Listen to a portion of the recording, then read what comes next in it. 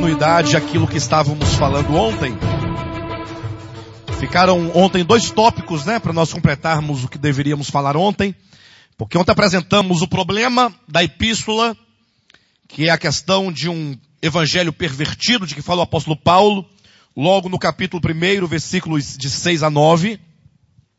Falamos então da defesa do evangelho de Paulo, como que o apóstolo Paulo, ele defende o seu evangelho no sentido de afirmar categoricamente que ele não recebera o seu evangelho de homem algum, nem havia aprendido com homem algum, pelo contrário,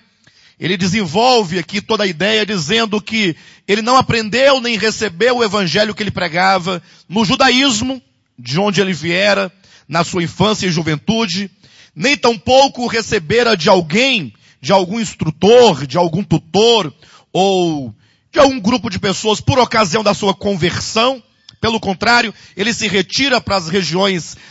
da Arábia, deserto da Arábia, onde ele vai rever todo o Antigo Testamento, momento no qual ele vai receber grandes revelações do Senhor, em que ele foi arrebatado ao terceiro céu, ele foi arrebatado até o paraíso. Também nos demonstra que, por ocasião das 2 vezes em que ele for a Jerusalém, 3 anos depois de sua conversão e 14 anos depois da primeira vez, nessas 2 ocasiões, ele também não recebera, não aprendera de homem algum, nem dos apóstolos que vieram antes dele. Isso tudo porque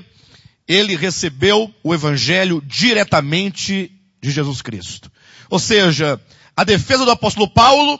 é de que o evangelho por ele pregado é um evangelho puro. Ou seja, ele recebeu diretamente da pessoa de Jesus Cristo. E agora então, ele nos demonstra também, vimos ontem, como que, apesar de ele ter recebido a destra da comunhão dos apóstolos em Jerusalém,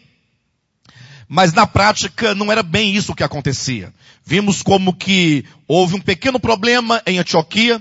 para não dizer grande problema, quando Pedro, o apóstolo Pedro, foi até Antioquia visitar os irmãos, e vimos então como que o apóstolo Paulo severamente repreendeu a Pedro, porque naquela circunstância, Pedro não procedia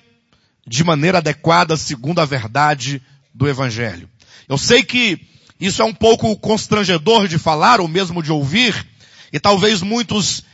receiam falar essas coisas, porque se criou uma imagem muito perfeita dos homens do passado. Quando se fala, por exemplo, dos homens antigos, seja lá do Antigo Testamento ou do Novo, nós temos a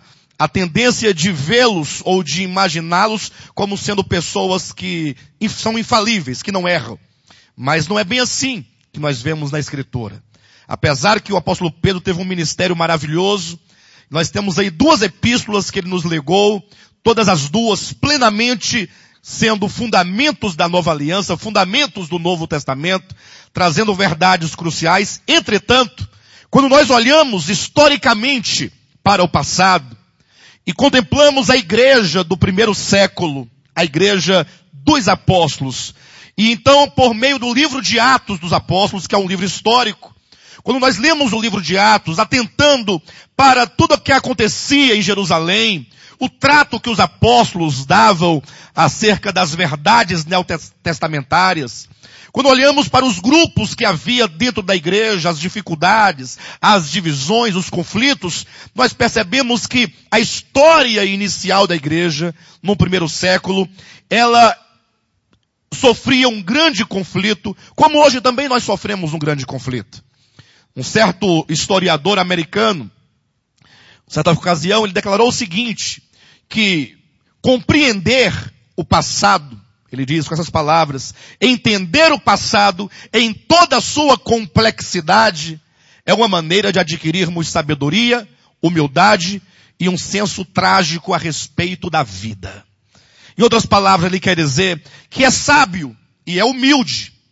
E você terá uma visão crítica e poderá compreender todas as tragédias da vida a partir do momento que você consegue perceber e compreender a história.